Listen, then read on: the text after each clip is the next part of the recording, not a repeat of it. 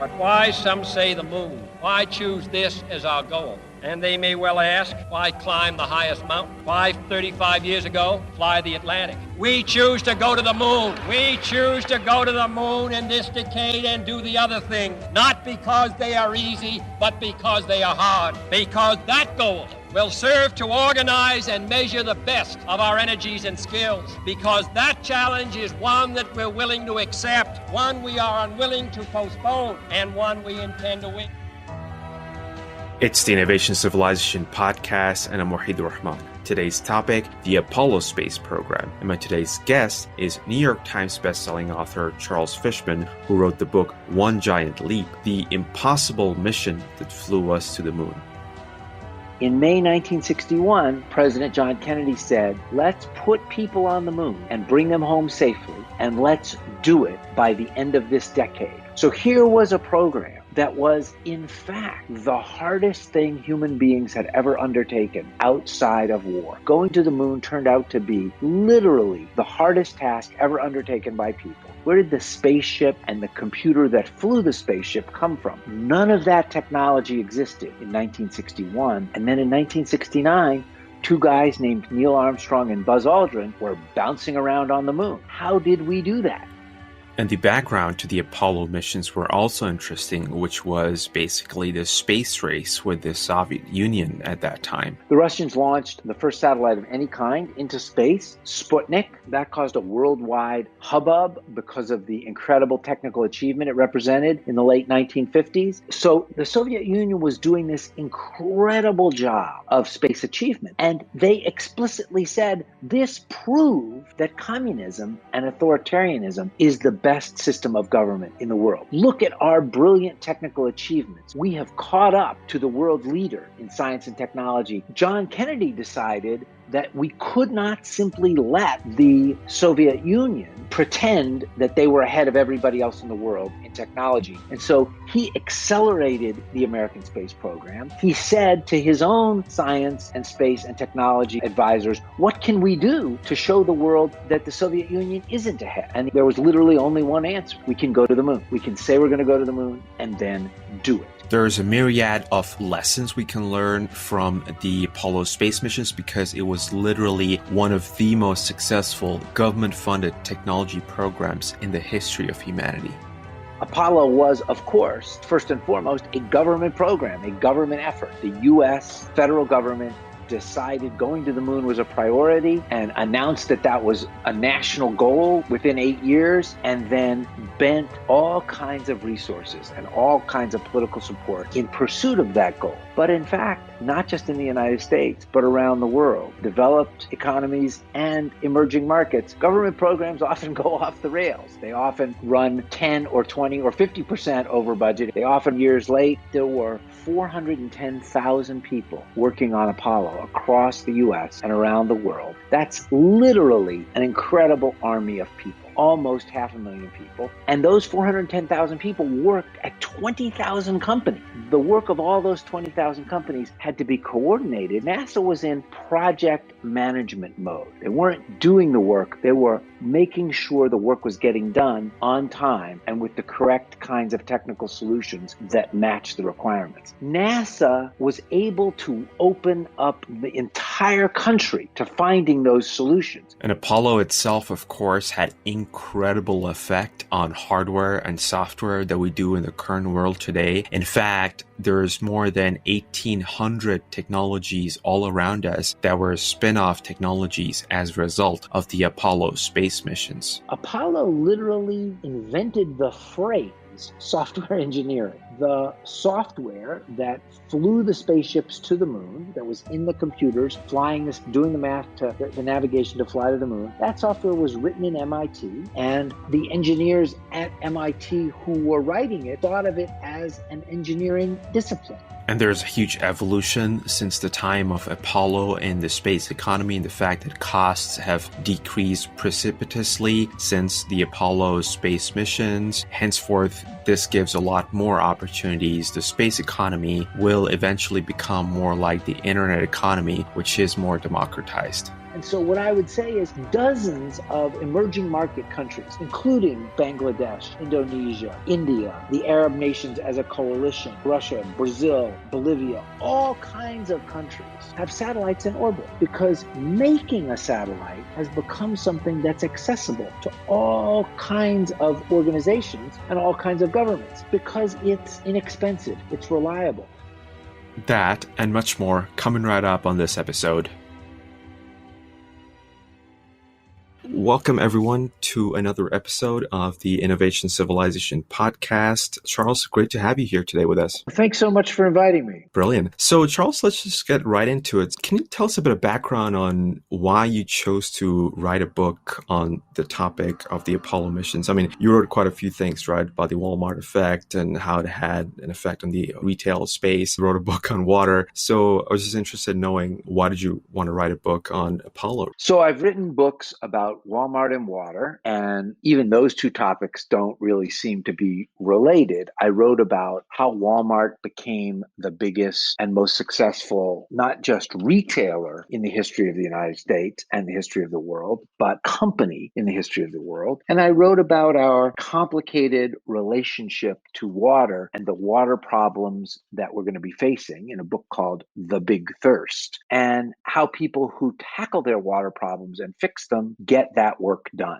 Then I turned around and wrote a book about going to the moon in the 1960s. So here's the connection. In fact, the book about Walmart and the book about water and the book about the race to the moon in the 1960s share one really important core question, which is, how did they do that? How do they do the engineering part? And just as important, how do they do the people part, the politics part? How do they get people on board? That's exactly what I wrote about with Going to the Moon. I wrote about how the engineers and scientists and factory workers did the work necessary to get us to the moon. Almost every book that's ever been written about the race to the moon in the 1960s, about the effort to put people on the moon between 1961 and 1969, tells the story from the perspective of the astronauts. They're the public face of the program in those beautiful blazing white spacesuits, riding this incredible rocket, the likes of which had never been seen by anyone on Earth before. They're kind of the heroes and the adventurers. Why wouldn't you tell the story from their perspective? But in fact, what was interesting to me was, how did we do it? Where did the spacesuits come from? Where did the rocket come from? Where did the spaceship and the computer that flew the spaceship come from? None of that technology existed in 1961. And then in 1969,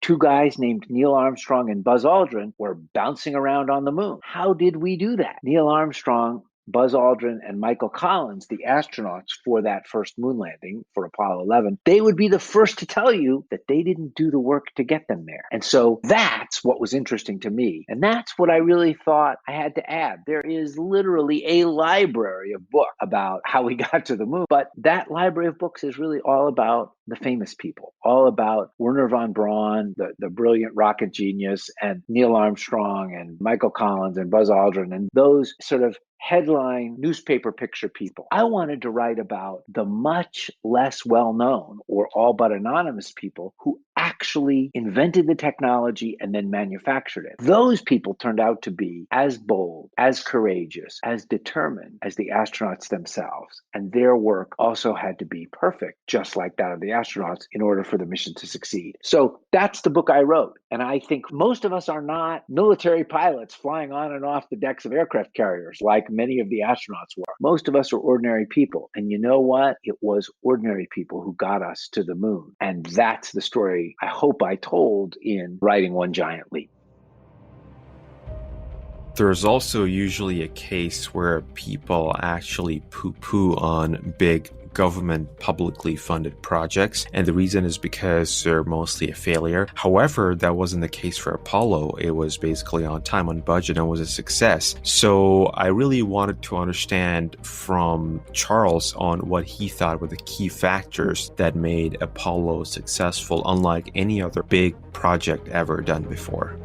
I think this is a really, really important question because Apollo was, of course, and in some ways, first and foremost, a government program, a government effort. The U.S. federal government decided going to the moon was a priority and announced that that was a national goal within 8 years, and then bent all kinds of resources and all kinds of political support in pursuit of that goal. But in fact, not just in the United States, but around the world, in developed economies and emerging markets, government programs often go off the rails. They often run 10 or 20 or 50% over budget, if not 100% over budget. They often years late, and they often don't succeed in doing what they were supposed to do. So here was a program that was, in fact, the hardest thing human beings had ever undertaken outside of war. Going to the moon turned out to be literally the hardest task ever undertaken by people. And we did it. It was a 100% success. We landed on the moon. We ended up sending not just astronauts, but an electric car to the moon. It was on time. We did it by 1969 and then did it 5 more times after that. And it was on budget. It actually came in within the range of money, $24 billion, what it cost at the time, that was predicted back in 1961 that the presidential administration of John Kennedy told Congress it would cost. How do you manage a project this big? Not just governments, but all kinds of organizations and companies take on big projects and want them to succeed. Here's how complicated Apollo was. There were 410,000 people working on Apollo across the US and around the world. That's more people than were fighting for the United States in the Vietnam War during many years of the war. That's literally an incredible army of people, almost 500,000 people. And those 410,000 people worked at 20,000 companies. So the work of 20,000 companies making batteries, electrical connectors, spaceships, spacesuits, computers, the racks that the computers were mounted in, rocket engines, fuel tanks for the rocket engines. The work of all those 20,000 companies had to be coordinated, and it all had to work perfectly, right? The valves for the fuel tanks had to fit exactly the valves they were connecting to on the engines, even if those two things were made by different companies. The electrical connectors for the spaceship had to match the electrical connectors for the computer, even if, and they were, those things were manufactured by different companies. And we all know how off the rails things like that can go. Here's the key. There were several keys. First of all, there were 410,000 people at companies working on Apollo. NASA itself had 35,000 people managing the Apollo project. But that's what they did. NASA didn't do the work. NASA supervised the work. NASA looked over the shoulders of its companies, but it let them solve the problems that needed to be solved. There were 10,000 engineering and technical and manufacturing challenges that had to be solved in order for astronauts to get to the moon, in order for NASA to land on the moon. What NASA did was say, here are the things the spacesuits have to do. Here are the things the lunar module that lands on the moon has to do. Here are the things the rocket engines for the spaceship has to do. You figure out how to do it and then tell us what you're going to do. And we will look over your shoulder every 2 weeks or 4 weeks or 6 weeks, review your progress and review the technical details of your solution. So there was an iterative process. The key there, though, is 2 things. NASA was in project management mode. They weren't doing the work. They were making sure the work was getting done on time and with the correct kinds of technical solutions that match the requirements. Just as important, NASA was able to open up the entire country to finding those solutions. They weren't limited to people who worked for NASA and what their brains and creativity and innovation and imagination could come up with. Anybody at any company who could come up with a solution could come to NASA and say, we've solved the problem how to feed the astronauts, how to go to the bathroom in space, how to drive around in space. And that worked very well. In fact, the spacesuit, as an example, incredible innovation to give Apollo astronauts spacesuits that they could wear on the surface of the moon safely, but also have the flexibility and nimbleness to move around and do their work. Spacesuits are actually little tiny spacecraft built just for one person. They're sealed against the dangers of space. The company that made those spacesuits was not one of the big US defense contractors. The company that made them was called Playtex. Playtex was a legendary US company that made women's underwear, brasiers and girdles in the 1960s. A very well-known company, very experienced at manufacturing flexible fabrics that had to be form-fitting. That kind of cheeky observation is exactly what they said to NASA. Let us try this. We know how to make fabrics that are form-fitting and also move with the person who's wearing them. And in the end,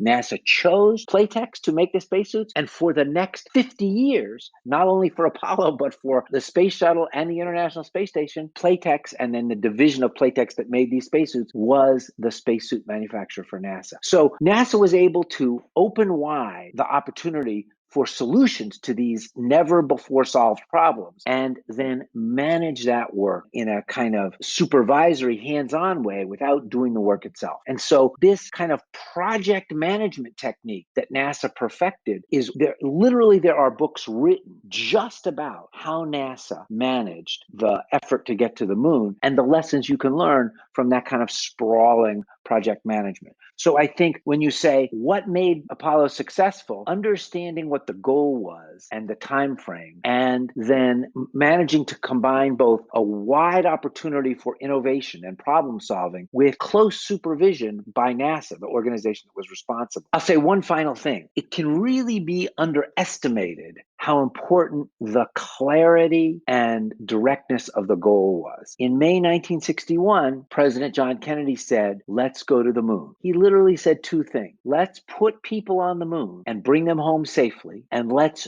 do it by the end of this decade, which was interpreted at that time to be either 1969 or 1970, depending on whether NASA needed the extra time. And so anybody working on that project, starting from June 1st, 1961, straight through the last moon landing in the early 1970s, they could ask themselves the question, is what we're doing today land people safely on the moon? And is it helping us do it by the deadline of December 1969? If it's not, then we're not paying attention to the right things. When you talk to the people who did the work to get to the moon, I probably interviewed 100 of those folks who are still alive. They all mentioned that they were acutely aware of both exactly what the mission was and when it had to be done by. It's interesting that 50 years later, they remember those two things and they helped motivate them and keep them clear on what needed to be done. And so clarity of goal, clarity of deadline, and this sort of organization which combined the opportunity for maximum creativity and problem solving, while at the same time, NASA put in place a really good oversight and supervisory structure. So NASA was both the boss of the effort and the partner in the effort, but didn't put itself in a position of being the one place that every solution had to be found.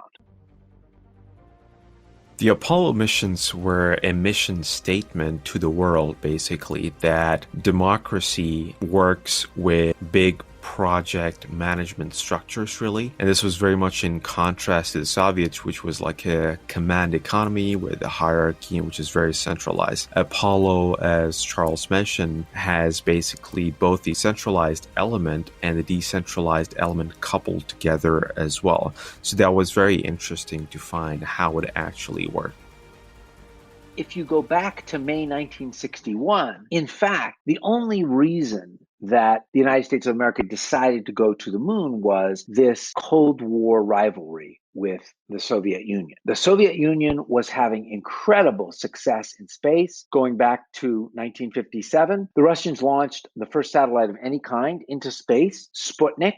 That caused a worldwide hubbub because of the incredible technical achievement it represented in the late 1950s. The Soviet Union went on to launch the first creatures of any kind into space, the dog Laika, to launch the first human being into space, Yuri Gagarin, in April 1961. They launched the first two-person crew into space. They launched the first space probe that reached and photographed the moon. They performed the first spacewalk, in which they actually were in orbit around Earth, opened the hatch, and sent an astronaut out into space on a tether. So the Soviet Union was doing this incredible job of space achievement. And they explicitly said this proved that communism and authoritarianism is the best system of government in the world. Look at our brilliant technical achievements. We have caught up to the world leader in science and technology, the Americans, and now every single month we do something in space that they haven't done, that they aren't doing. Therefore, communism and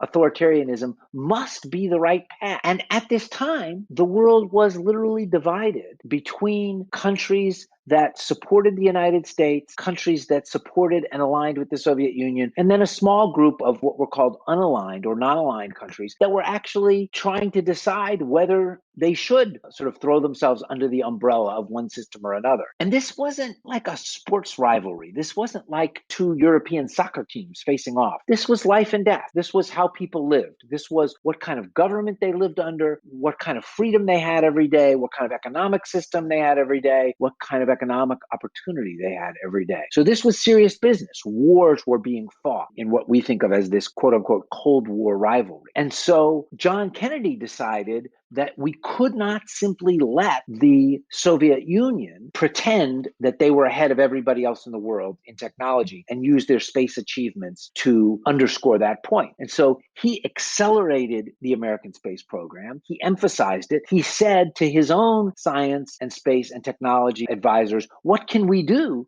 to show the world that the Soviet Union isn't ahead? And the answer, there was literally only one answer. We can go to the moon. We can say we're going to go to the moon and then do it. And in fact, it was a national rivalry to start between the Americans and the Soviets, but it was a rivalry between systems. Can democracy and capitalism produce the kind of innovation and focus and determination across an entire decade to achieve something that was literally impossible when we started?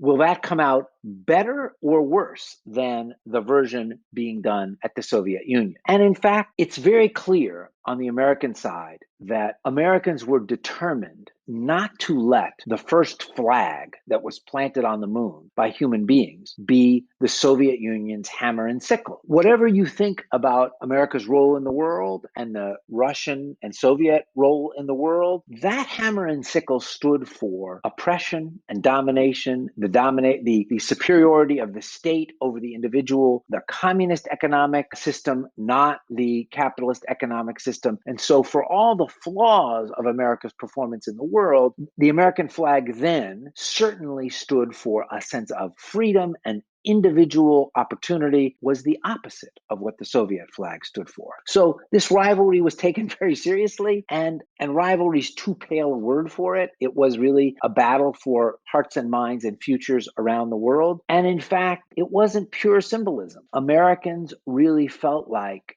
capitalism and democracy could produce a better solution to this complicated problem of going to the moon. And in the end, it did. The Americans not only beat the Soviets to the moon, the Soviets never even tried to land on the moon. Having been bested by the Americans, the Soviets didn't even send astronauts to orbit the moon. They just gave up. And many years later, when the Soviet Union fell and scholars gained access to the archives, it was very clear the Soviet solutions to technical problems were not nearly as ingenious or resilient or robust as the American solutions. The Soviets were willing to put their astronauts and their sort of national honor at stake to just keep going with brute force. And the Americans were finding much more valuable technical solutions. And in fact, the American space program turned out to have its biggest impact back on Earth because of those technical solutions. So I think very much when the program began, it was that rivalry and it was seen as that rivalry. What about on software? So I know that the way software was done basically on Apollo was pretty archaic with punch cards and stuff, but I think it had some effect on software engineering and the tradition of it. So can you speak a bit more about that? That's a great question, and people don't pay enough attention to this.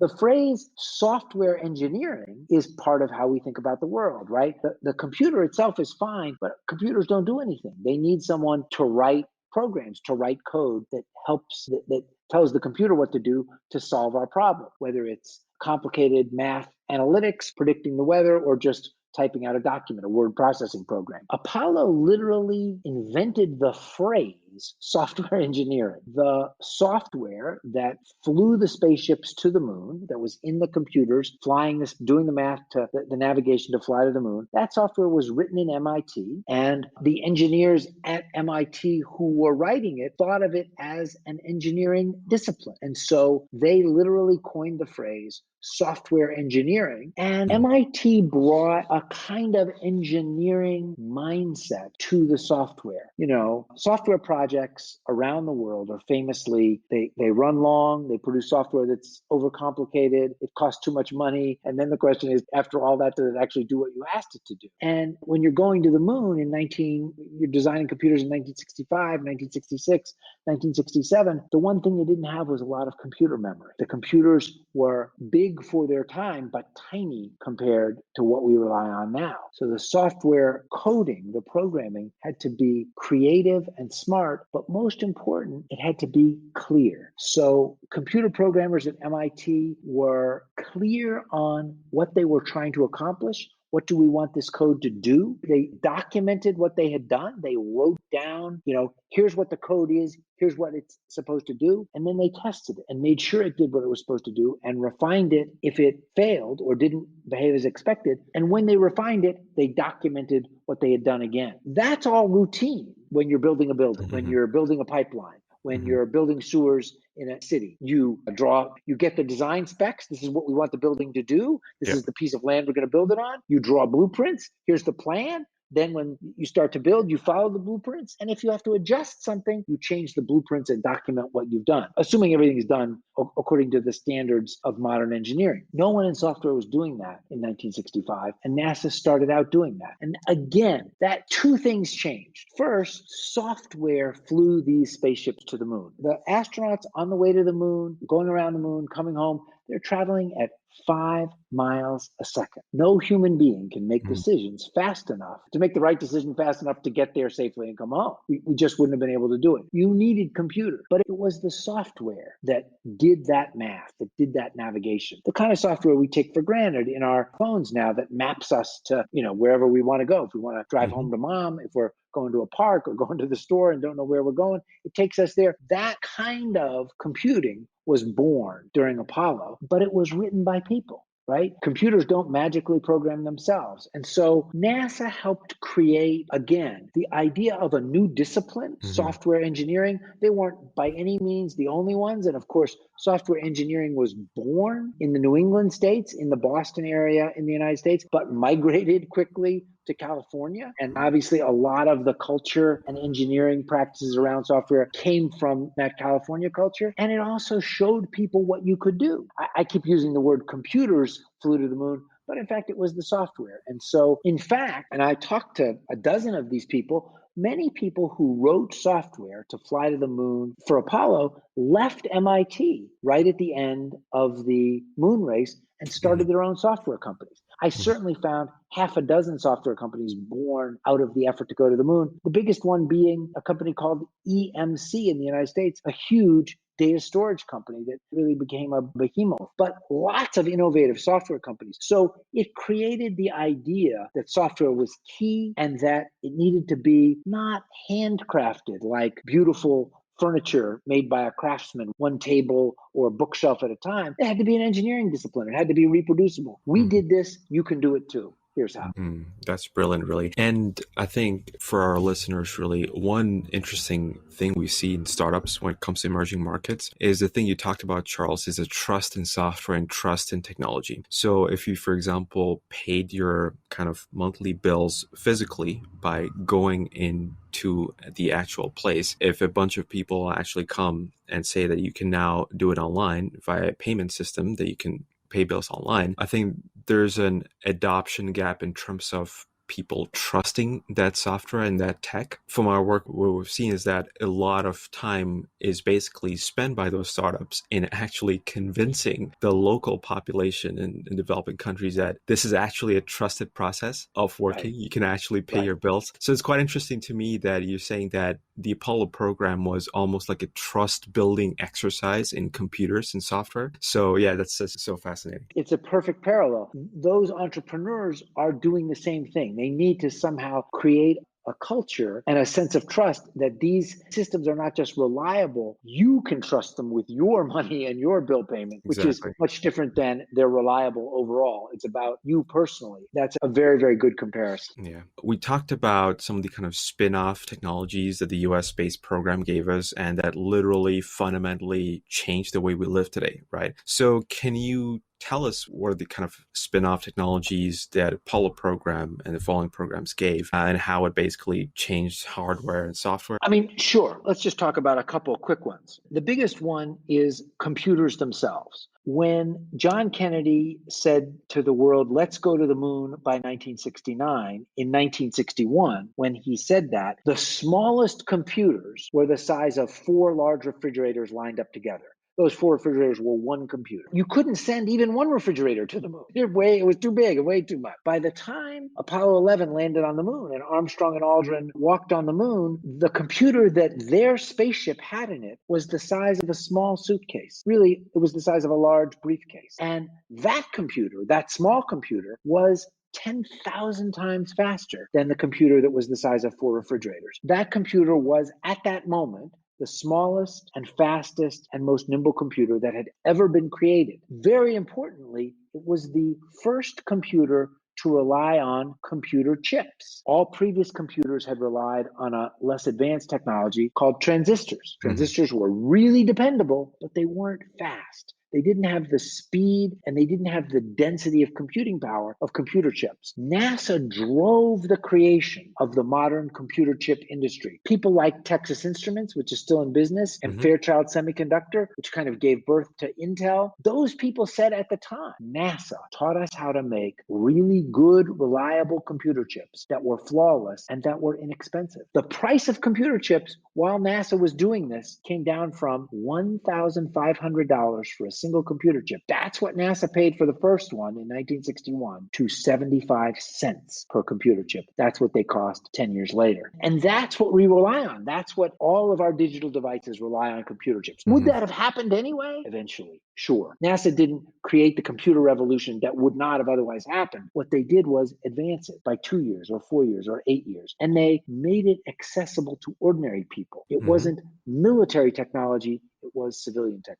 Another big arena was battery. When the effort first started to go to the moon, people used disposable batteries and they weren't rechargeable. You just used the battery up and threw it away and they didn't last very long. And NASA went to a US company, a kind of well-known company in the US called Black & Decker, a tool company. They made power tools, power saws, power drills. And they said, we need tools we can use on the moon that don't have a cord running from the spaceship out the hatch and across the moon. And we will pay you to develop battery technology. Now, anybody who carries a phone with them, anybody who carries a laptop computer with them relies on batteries that you don't even think about. Your phone works. Your computer works. Yeah, your computer needs to be recharged. Your phone needs to be recharged. But those batteries last for hours. They don't fade away, and you can charge them over and over again. NASA going to the moon gave birth to that critical technology. Now, what's really important is no one said in 1961, if you go to the moon, you'll get a computer for every school kid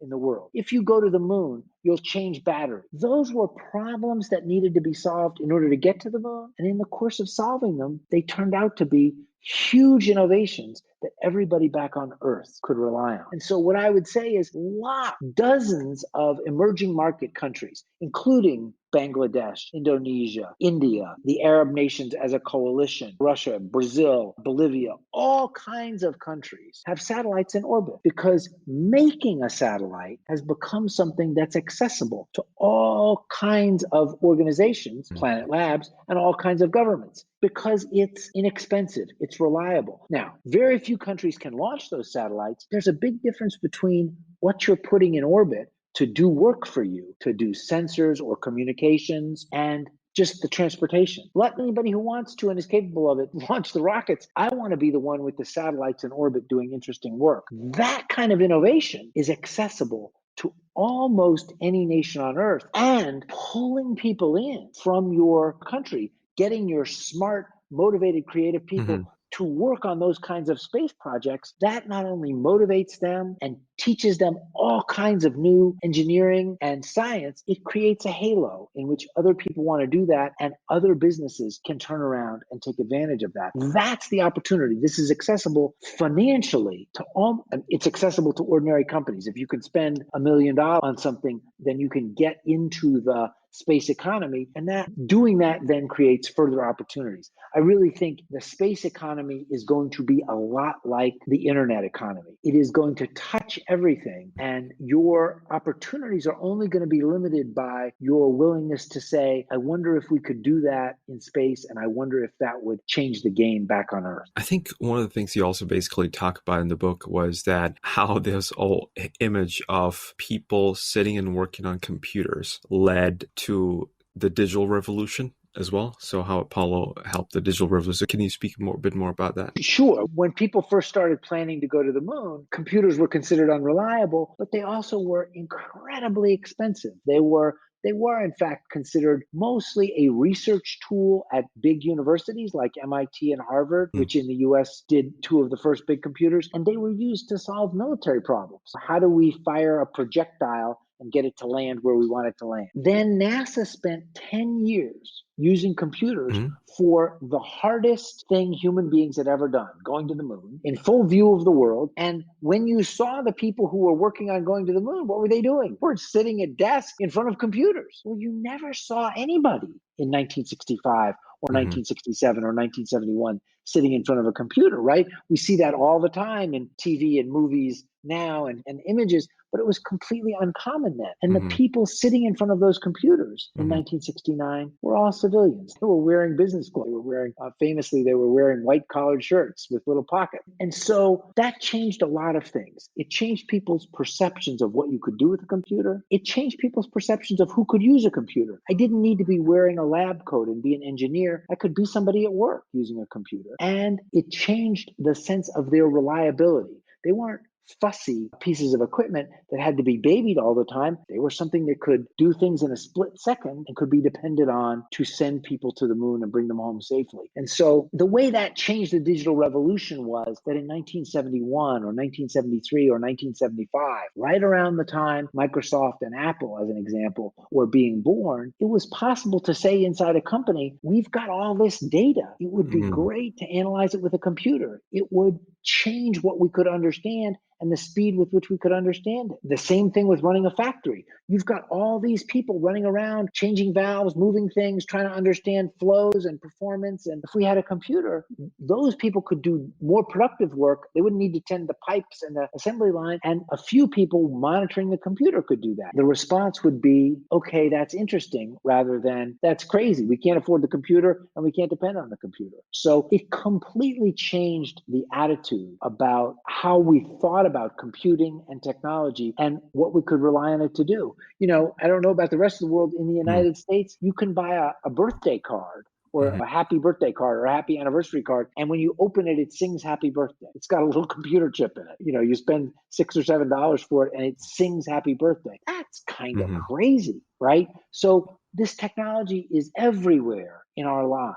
And it was born to get us to the moon. And so I think the most important thing for people to understand is it's worth setting some ambitious reach goals, not just because those goals might be worth reaching, but because the problems you solve along the way will help you solve all kinds of things that don't appear to be related. You can't predict what technology you're going to invent, what solutions you're going to create, and how that's going to help you. But what you can predict is if you tackle hard problems, it will help you solve all kinds of other things. And climate change is a perfect example of that.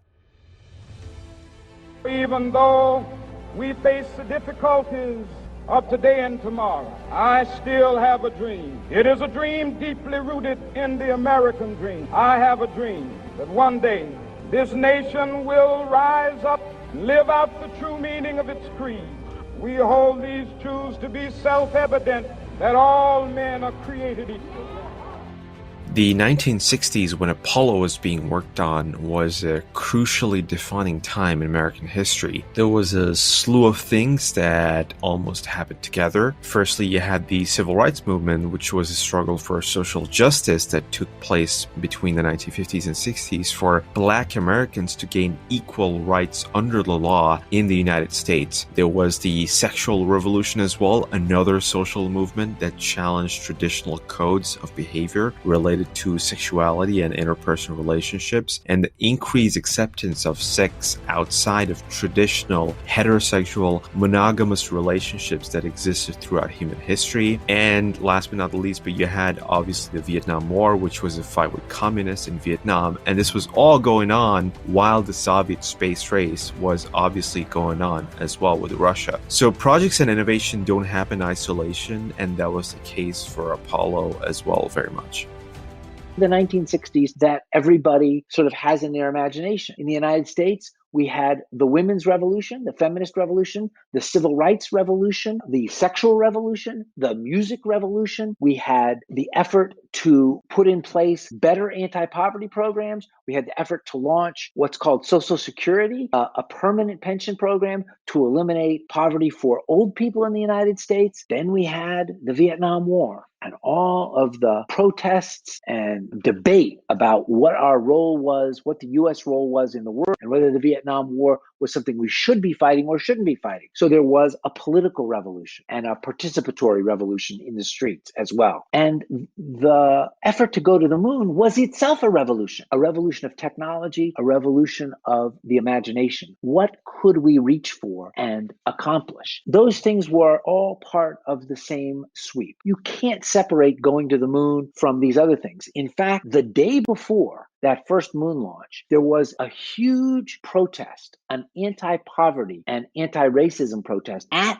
Cape Kennedy in the shadow of the Apollo 11 rocket, which was standing on its launch pad, ready to go the next day. And it was a kind of different era. And the then administrator of NASA, instead of issuing a statement on paper, came out and met the protesters. And he said something that was, I thought, really remarkable. He said, "I absolutely understand and agree with the points you're making. No Americans should live without a toilet. No Americans should live in poverty. We need to do better on eliminating racism from our schools and our workplaces and our civic organizations. If we could not press the button labeled launch tomorrow, if we could not go to the moon and thereby solve those problems, there is no one in NASA who wouldn't skip the moon launch and solve the problems. But you're pitting two things against each other which are not rivals. In fact," he said, "the lessons we've learned going to the moon can help us solve exactly the problems you're talking about right here on Earth. And I want to enlist you in understanding how to apply those lessons to exactly the things, exactly the goals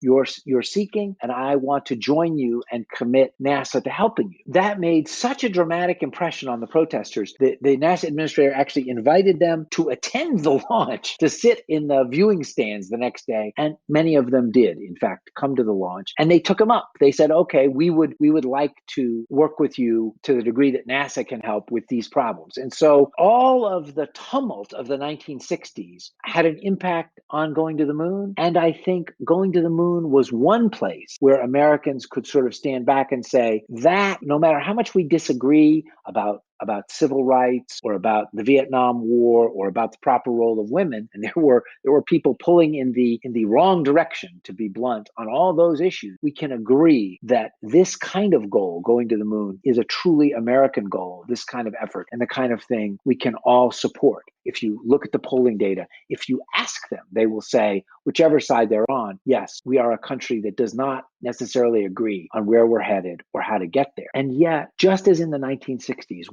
I think we can come together to tackle big problems. And we clearly have at least as much talent, at least as much energy, at least as much capability in this country and around the world as we did 50 years ago. And so I think the big lesson from the 1960s and the race to the moon has got to be that political divisions do not need to prevent you from tackling and solving big problems. So you basically talked about some of the context, the Cape Kennedy protests, and something related to the budget, really, a cost, and how America couldn't afford it. I mean, at least that's what some people said, but actually you end up, kind of did affording it. But in terms of today, yeah, so... Okay, hang on one second. Let's talk for 1 minute about affordability. The whole cost of going to the moon was $24 billion in money that was spent at that time. 3 years of fighting in the Vietnam War, 3 Mhm. individual years, each cost more than $24 billion.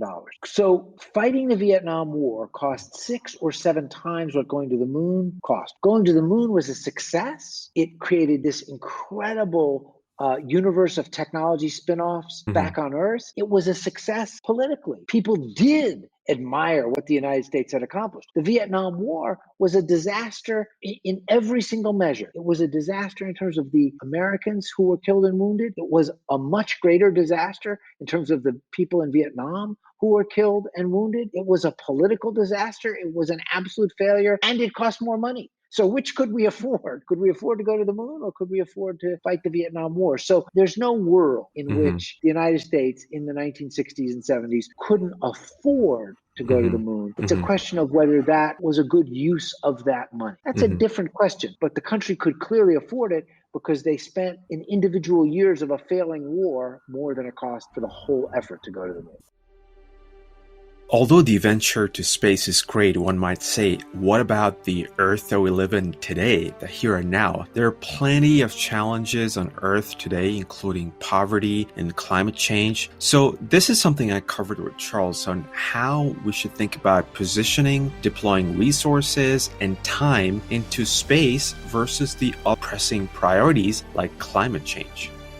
Climate change is literally the most important challenge in front of all of us, no matter where we live. And I think we should be bending our imaginations and our resources and, frankly, our sense of urgency, if not our sense of panic, to tackling that problem. I think we can tackle it, and we won't be sorry. I think, in fact, fixing climate change, solving the problems, the 100 problems of climate change, will have the same thing as Apollo did, only across a much wider range. This incredible positive impact back on Earth. Will we be sorry if half of the power human beings use comes from wind and solar? Of course we won't be sorry. We just have to get there, right? There's not much downside to moving from coal-fired power plants to solar power. We just have to do it. We won't be sorry if we have renewable energy. We won't be sorry if we build more efficient vehicles, more efficient homes, more efficient office buildings. You're never sorry to do something better than you used to do it. But I don't think in this particular case, I don't think you can pit the resources against each other. Space, as an example, is a great way to understand climate change and to understand the impact of climate change in real time with a sense of speed and kind of authority. One thing we've begun to be able to do just in the last 5 years is measure greenhouse gas emissions from satellites in orbit. And those measurements aren't subject to people fudging the figures or lying about the figures or trying to hide something. You can actually measure the gases in the atmosphere and see what's happening, see what's changing. So to me, space is a tool for helping us understand and manage climate change. If it's a choice between solve this climate change problem or launch these 3 smiling people into space, sure, solve the climate change problem. Sure. But I don't think in most instances that's what the challenge is. In the United States, we spend all kinds of money subsidizing fossil fuel producers. To me, that's a much more urgent priority. It's almost like a false dichotomy fallacy here, pitted against each other. So what you're saying is that space science actually reinforces and informs climate science in the long run. I think in this particular case, those 2 things absolutely inform each other. And the development of good space technology and our ability to do good work in space will help us solve climate change. Now, you have to want to do it, right? One of the things that people use that satellite data for from Planet Labs photographs the parking lot of every shopping mall in the United States every day. And so retailers and investors want to see what the parking lots look like in advance of Christmas. Well, that's not using the data to solve climate change. That's using a different kind of purpose. So yes, I think they absolutely reinforce each other, but you have to decide that's a good use of that data, of course. While the US and Soviet Union were battling for superiority in the space domain, Mao Zedong, one of the founders of the Chinese Communist Party CCP in 1957, said, "China can't even put a potato in space." Well, since then, a lot has changed. While the US and China are already battling for dominance in areas from semiconductor development to AI, space is supposedly now another battleground between the US and China amid a broader technological rivalry for supremacy, one that could have scientific and military implications on Earth. The Chinese more than 6,000 patents relate to space travel, including vehicles and equipment, 90% of them in the last 5 years as we speak. So this is something I covered with Charles on how does he think if there is a re-emerging space race ongoing. Yes, there is a space race, but the space race in the 60s and 70s was literally two-dimensional. It wasn't like a sports rivalry in terms of the stakes, in terms of the seriousness of it, but it was like a sports rivalry in that there were only two teams. And now it's not the same kind of rivalry, right? China, in the last week, has done a spacewalk from their space station. So they have a space station in orbit that they've put in orbit in the last year.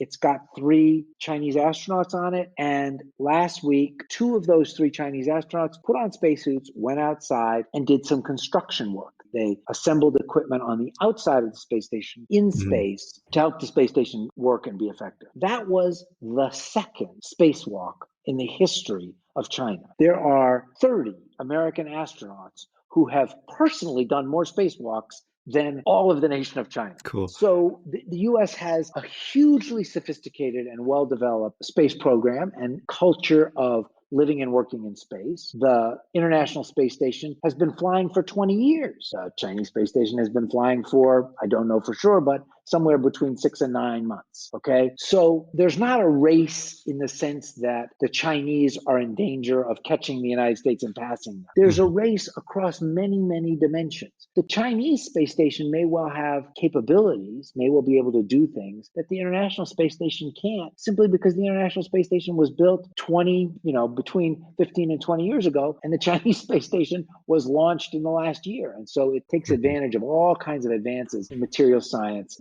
computing power, as an example. The Chinese have landed probes on the moon. The Israelis, a small nation, tried to land a probe on the moon, failed. The Indians have sent really valuable satellites to the moon to try and understand water on the moon, as an example. And they've gone into orbit and done great research. And then you've got all these companies. You've got 3 big companies, Virgin Galactic, Blue Origin, and SpaceX, all trying to create the ability for private companies to act like airlines, to launch people into space in a routine way that's both affordable and safe. Jeff Bezos, who created Amazon and created Blue Origin, the rocket company, Jeff Bezos has said he expects by the middle of this decade, by 2025, that his launch company alone will have a regularly scheduled orbital launch for anybody who wants to put cargo or people on it. They'll go up whatever. Every Thursday at 4 o'clock, the Blue Origin rocket goes to orbit. Well, that seems kind of funny and fanciful, but also we can understand it.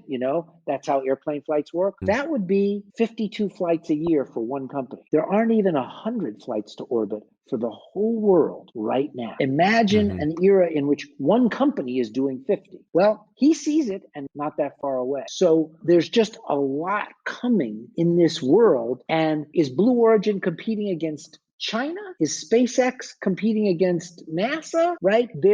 There's a much more complicated competitive landscape, a much more complicated quote unquote race. The United States has said that it's going to send astronauts to the moon permanently to live and work as a way of trying to understand how to get to Mars. Elon Musk, a private citizen with a private company, SpaceX, has said he's not going to the moon, he's going right to Mars. He's going to send people right to Mars. But Elon Musk's biggest customer for spaceflight is NASA. So is he allied with NASA a partner or a competitor. He's both. But that's the way the world of business, and that's the way a rich, healthy economy works. It's really an ecosystem. And sometimes you're competitors and sometimes you're partners. And so I don't think anything can happen like the launch of Sputnik or the launch of Yuri Gagarin in the 50s and 60s or the US landing on the moon. I don't think there's going to be one moment that surprises everybody and galvanizes this mad competition. You can't wake up one morning and say, we're landing somebody on Mars next Tuesday. It's too complicated. So I think there is a new space race,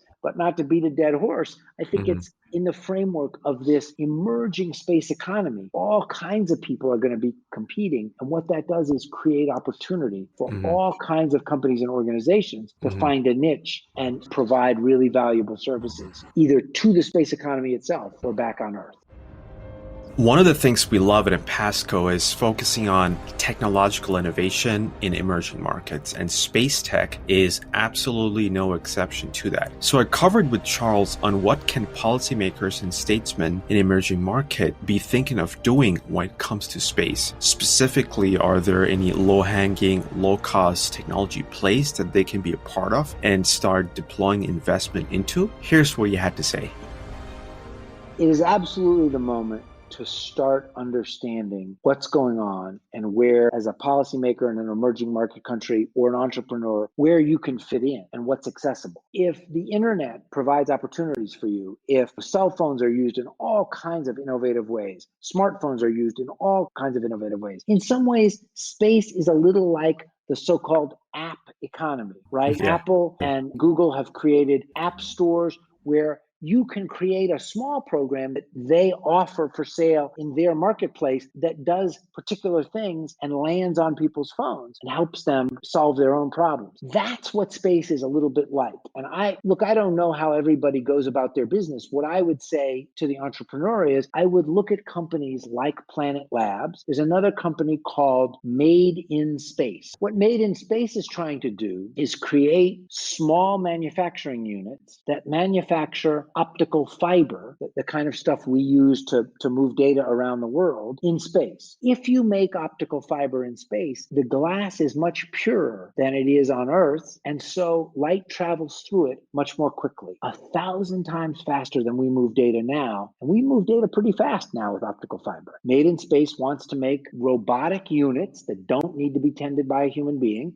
that can be launched into orbit, manufacture fiber, and then have the fiber return to Earth, basically parachuted back from orbit. And if they can make fiber that's 1,000 times faster than what we've got, there will be huge demand for it. So I would look at the companies that are early now, that are trying to do work in space and say, what are they doing? What niches are they exploiting? And what does that inspire in me? In terms of national economies, what I would say is, what are the advantages of communications and weather and climate, sensory data that you can get if you control your own destiny? What does that look like? What kinds of services could I offer, for instance, in my region? Can I be the center of weather data for my region in Central America or South America or some part of Asia? And what would it take to create a constellation of weather satellites that changed people's ability to understand what was going to happen in weather in real time and help farmers, governments, city planners, companies be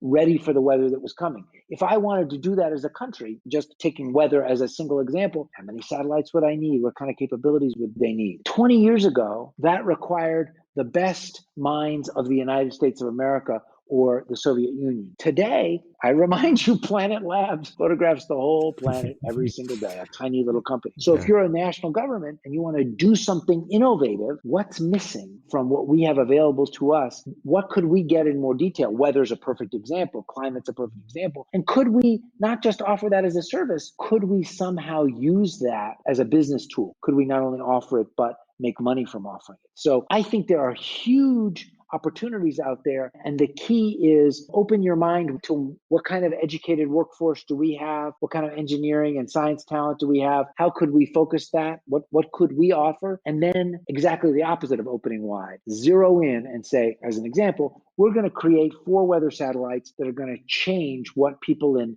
Central and South America know about their weather, and we're going to be the experts. We're going to design the satellites, launch them, operate them, offer the information, and also turn it into a business. So I think this is the moment because the world has changed in the last 5 years, and most people don't realize it. Don't wait for the space economy to become something you read about every day online in the online news sources and hear about on the business channels. Understand that the space economy is arriving right now and figure out how to take advantage. And I don't think you need 10,000 people. I think a few dozen people with the right resources can see some opportunities and build on those opportunities. Yeah. And for me, the biggest opportunity is, as you said, because the costs are going down and the space is almost like a platform tech on top of it, like a data economy as well with Planet Labs and stuff like that. So I think I was already seeing an example of this, some company in Kenya that helps gather agricultural data from space and how that they're using that basically to help with droughts, farmers and irrigation and patterns. So that's an application right there, right? So I'm sure if you delve deep into it, you can solve some of the local challenges using. No, that's right. Yeah. That's exactly the point. Yeah. Don't be in Kenya or Indonesia or Bangladesh trying to solve the problems of some country a half a world away. Yeah. Look around at would you be able to manage flooding better if you had better flooding data? Exactly. Would you be able to manage production of food better if you had better agricultural data from space? What would it take? Can we do that? Can we partner? Can we develop that expertise ourselves? And don't forget to keep, what was the original mission in mind? We want to help farmers. Yeah. So let's make sure we sort of stay focused on where we're going. Sure. I think the other big takeaway from this whole American space program that I've taken, at least, is that having big, bold goals, like you said, and in the pursuit of achieving those goals, there's like second and third tier effects, like spinoff tech that came about. So like there's a bunch of other benefits that come about as a result of you achieving these big, bold goals. So that was quite fascinating to me, really. Yeah. Absolutely. I think that's one of the most important things. Stay focused on solving the agricultural problem in front of you in Kenya, but pay attention to what other things you might be able to tackle with the same kind of ability, with the same kind of technology. And what you'll discover is if you tackle something ambitious and demanding, it will actually offer solutions to all kinds of other problems. Communication satellites became weather satellites. Weather satellites became climate satellites. Right? Climate satellites became a solution to all kinds of demanding problems on Earth. So it's the spinoffs, you can't predict what they're going to be, but it is worth being alert to what they are. Sure, absolutely. Sounds good. So last question for you, Charles, and you can put in your parting thoughts, anything you want to tell our listeners as well. But my last very loaded question is, without the Apollo space programs, where do you think human civilization would be today? There were so many moments when we almost didn't make it to the moon, and the political support for going to the moon was starting to fade, and then President Kennedy was assassinated, and his successor, the man who took over from him, was Lyndon Johnson, President Johnson, and President Johnson made going to the moon a tribute to the slain American president, to the martyred American president. And so he gave it a political insulation. But there were lots of moments, and then there was this huge fire, the Apollo 1 fire that killed 3 astronauts. That was years after President Kennedy was assassinated, 3 years after President Kennedy was assassinated. And at that moment, there were lots of people in Congress who said, it's too dangerous, it's too expensive, we just killed 3 people, let's not do this anymore. We don't need to do it. We got lots of problems on it. So there were moments when it almost didn't happen. Of course, it's impossible to know how the world would look different if we hadn't gone to the moon. But what I think we can say is, first of all, going to the moon, the most important thing that going to the moon was, it changed our own perceptions of what we as people could accomplish. It was such a wild, outrageous goal. We can all look at the moon today, every single night, and say, my gosh, we've been there. We have visited there. Isn't that incredible?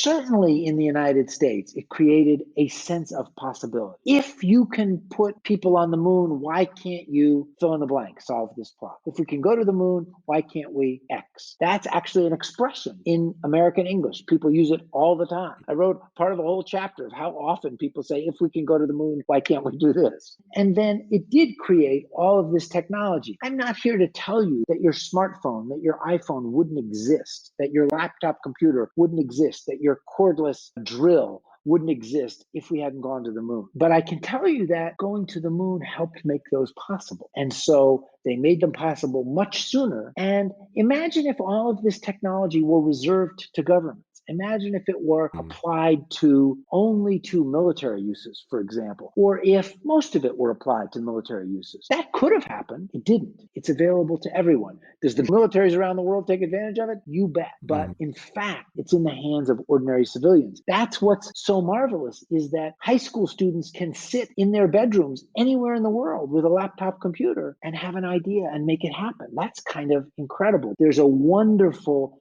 democratization of innovation, creativity, accessibility that technology makes possible, as long as you live in a place where that technology is accessible. So we don't know what would have happened if we hadn't gone to the moon, but what I can tell you is the technology is sort of in and of the civilian world, the non-military world. It's used in all kinds of ways that we couldn't have even imagined because of that creativity. And it's accessible to anybody from age 11 to age 81 or 91 to use and sort of create. And so that's exactly what we would have wanted. There's all kinds of downsides. You can do 3 podcast episodes on the ways in which technology is used by authoritarian regimes in ways that are bad, is, Facebook in the United States and the American elections, all kinds of misinformation. There's a whole realm of bad news. But that's a question of managing the tools correctly, not a question of the nature of the tools themselves. And so what I would say, it unleashed this remarkable technological revolution, and it did it in a way that was appealing and accessible and